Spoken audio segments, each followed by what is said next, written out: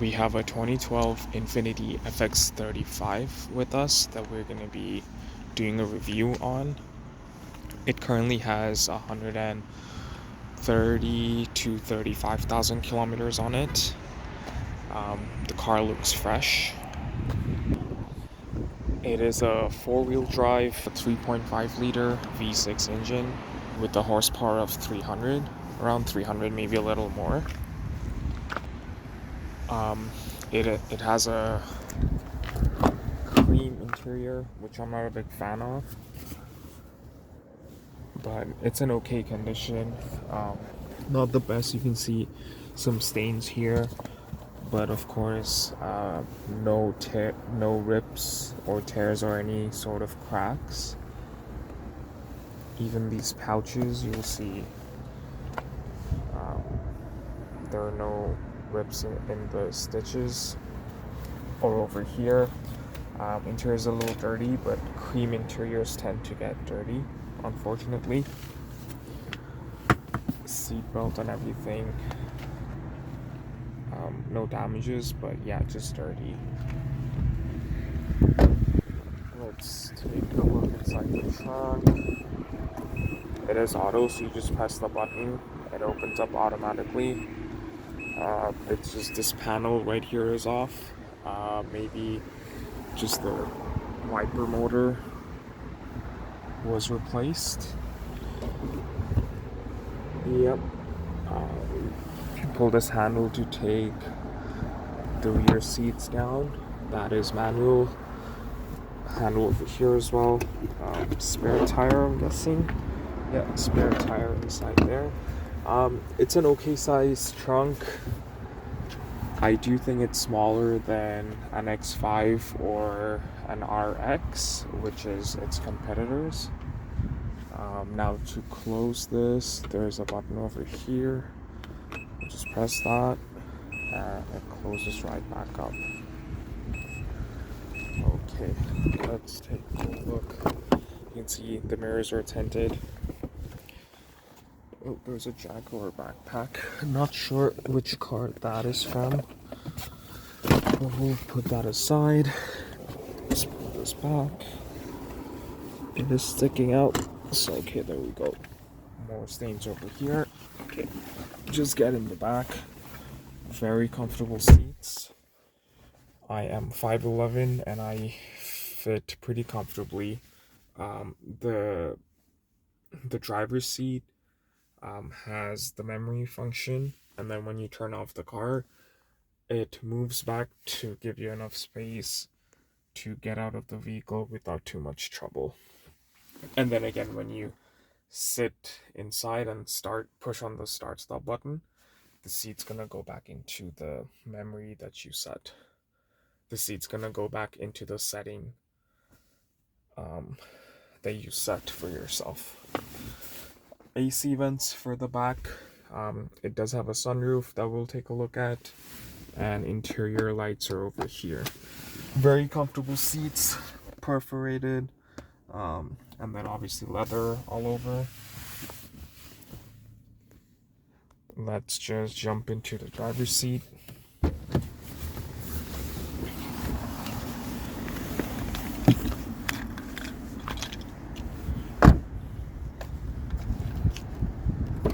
You can see that the wheels are chrome and the calipers are red. I'm sure the calipers are not stock and they're painted. I'm not sure if they come with stock chrome rims though. Maybe they do. Okay, interior. Let's take a look inside. Cream color steering wheel. A bit weird, but I guess that's what they decided on. I believe this is where the key goes in, and if you put the key in there, you don't have to put the key in there to start the car, but if you do put it in there and drive the car, the key is gonna automatically charge. I do know that Hyundais have that function and BMWs used to have that function. This is for the interior light brightness, I believe. These are for the side mirror controls, trunk, open and close, and power door. Okay, that's interesting. We'll take a look into what that is. It has a big size screen. We'll take a look as to how well that performs in 2025. We'll see if there are like any glitches or not. I'm not sure if it's touch screen. I don't think so. I believe all the Infinitis that I've been inside, none of them had a touchscreen screen. But we have more buttons over here, obviously for the screen. Climate controls are over here. Storage, well, ashtray there with the 12-volt port. Cup holders. Gear. I do believe it's a 7-speed automatic. And like I mentioned, this one is currently a 4-wheel drive, but they also come in 2-wheel drive. Okay, let's take a look around the outside one more time just to see the styling. Okay, we have chrome door handles, chrome fender vents. I don't think they're functional, it should just be for the design.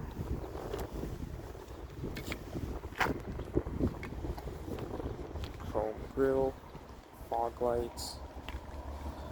Yep, pretty cool. Okay, let's just start the car. Infinitis, if you didn't know, you have to use premium fuel for them.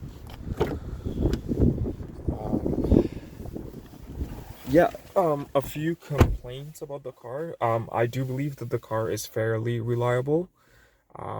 Just a few complaints are that, okay, for one thing, it's not very fuel efficient, but I guess when you buy these vehicles, you kind of have to understand that, like, you're not buying it for any sort of fuel efficiency because it is a 3.5 V6. I believe it also comes in another variant, which is the FX37, and that should be a 3.7 liter. They are currently priced around 10,000 for something that's about 200,000 kilometers. But this one, let's just start it up. You can hear the V6 engine. Well, 140,000 kilometers on it, so it's gonna go for a little bit higher. But again, it is an older car. One thing I love about this car is how the driving position is. Like, you can see the curves of the hood, which is pretty cool. Kind of feels like you're driving a Porsche Cayenne. Again, the Cayenne is also its competitor, but of course a Cayenne would be a little more expensive. I may have mentioned earlier, but these are considered to be pretty reliable cars, even though its Nissan part has a ton of transmission issues. But yeah, this one doesn't. They do also tend to have some electrical problems. Like, if you see that the TPMS light is on, but for some reason the light has some sort of the light looks to be damaged somehow. Like, it's not like part of it is not lit. Anyway, let's see if we can turn on the center console or the screen over here. Okay, so this button right there just got stuck. Okay, emergency. Okay, this button is getting stuck.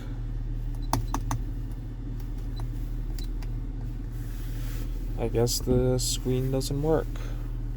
Well, there you go.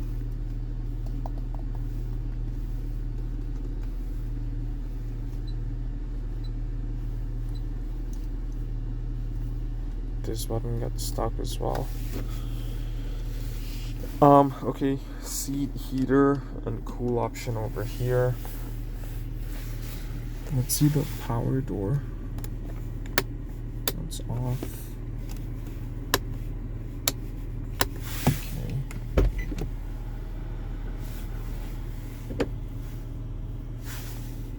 On. Oh, maybe it's power for the trunk door, maybe? Okay, let's press that.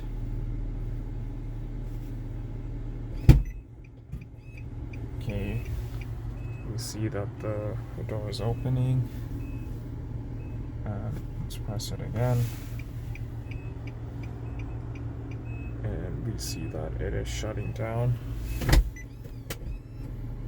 Let's turn that off and press that. Okay, I mean, it still opens up, so I'm not sure what that is for.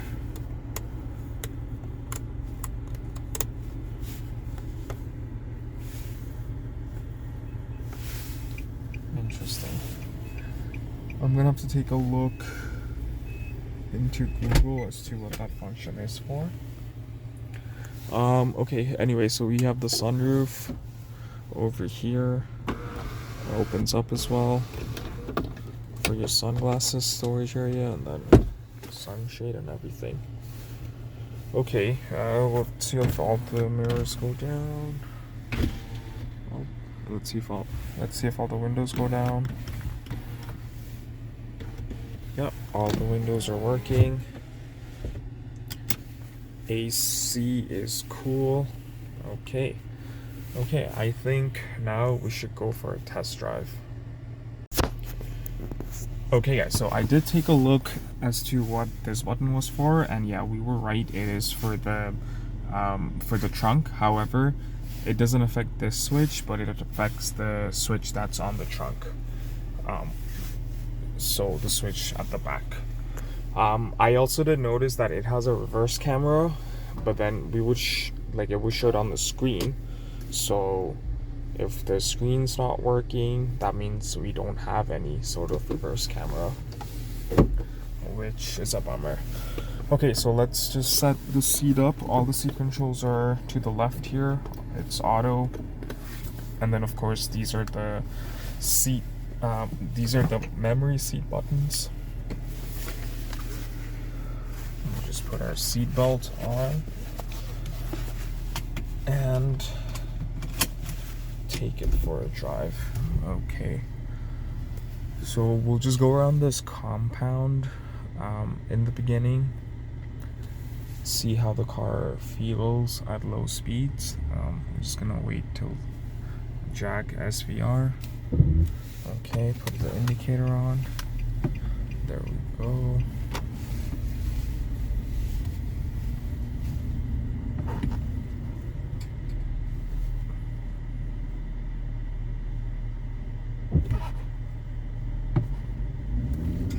Okay, first impression, steering wheel feels smooth. Acceleration, very responsive. 3.5 liter V6, you can hear the engine, which sounds pretty nice.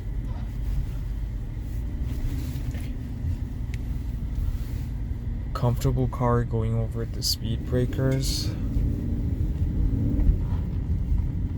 Yeah, the engine sounds healthy.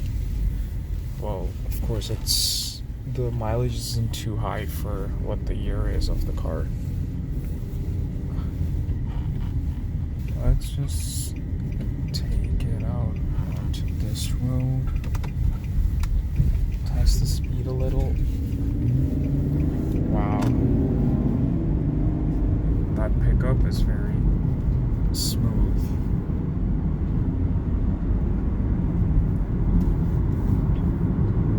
Wow.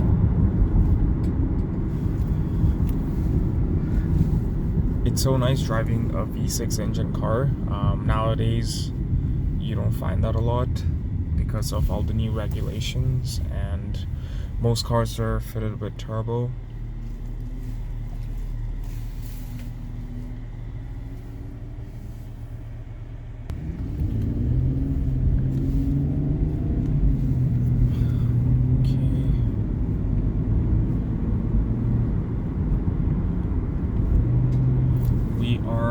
doing 60 kilometers, going a little up to 80, because that's what the speed limit is, and it's a very smooth car.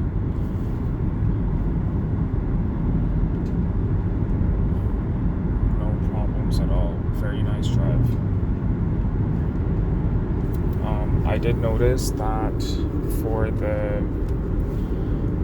you to check the climate control or the current temperature on the car, you need the screen. However, you don't have the screen to be working at all.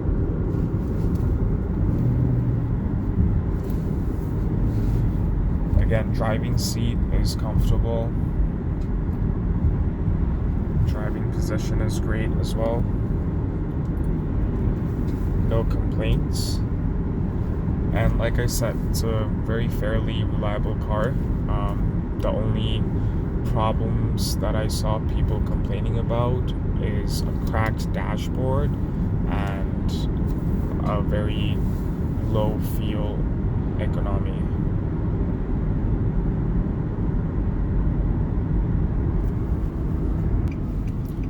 Alright guys, we'll just turn around over here and head back.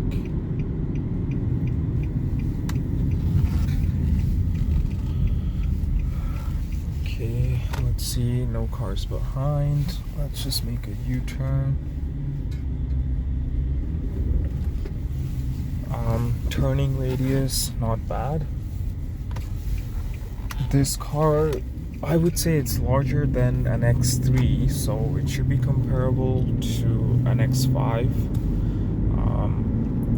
The Lexus competitor is the RX, and I guess you can also compare the Toyota RAV4 and the Honda CR-V with it. Again, those cars would not be as luxurious as this in terms of the seats and the entertainment system. But the Toyota and the the Toyota and the Honda would of course use the cheaper gas, regular gas, instead of the premium that this one uses. And also, I'm sure it's gonna have a better fuel economy than this one, because those aren't V6s.